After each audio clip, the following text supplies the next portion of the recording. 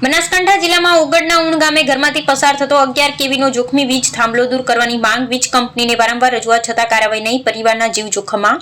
ઓગળ તાલુકાના ઉણ ગામમાં એક પરિવાર પોતાના જ ઘરમાં મોત સાથે રહેવા મજબૂર બન્યું છે. ગામના રહેવાસી રબારી ઝહાભાઈ રેવાભાઈના રહેણાંક મકાનમાંથી સીધી 11 કેવીની હાઈ વોલ્ટેજ વીજ લાઇન અને થાંભલો પસાર થાય છે. થાંભલા મકાનની છતને અડીને ઊભો છે અને તાર પણ ઘર ઉપરથી પસાર થાય છે.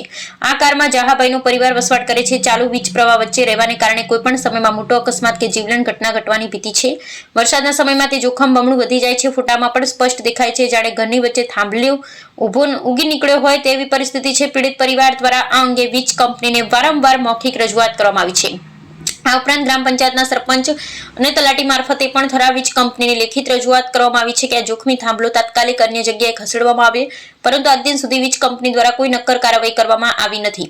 ગામના લોકો અને સરપંચે યુજીવીસીએલના ઉચ્ચ અધિકારીઓને રજૂઆત કરી છે કે કોઈ મોટી દુર્ઘટના ઘટે તો પહેલા આ થાંભલો તાત્કાલિક સ્થળાંતરિત કરવામાં આવે. સવાલ એ છે કે જો કોઈ અનિચ્છનીય બનાવ બને તો તેની જવાબદારી કોની? વીજ કંપનીના નિયમો મુજબ રહેણાંક મકાનથી 11 કેવી લાઇન ઓછામાં ઓછા 3.7 મીટર દૂર હોવી જોઈએ. અહીં તો થાંભલો જ ઘરમાં જ છે ખસેડવાની માંગ કરી છે. અહેવાલ બાય રામજીભાઈ રાયગોર, બનાસકાંઠા.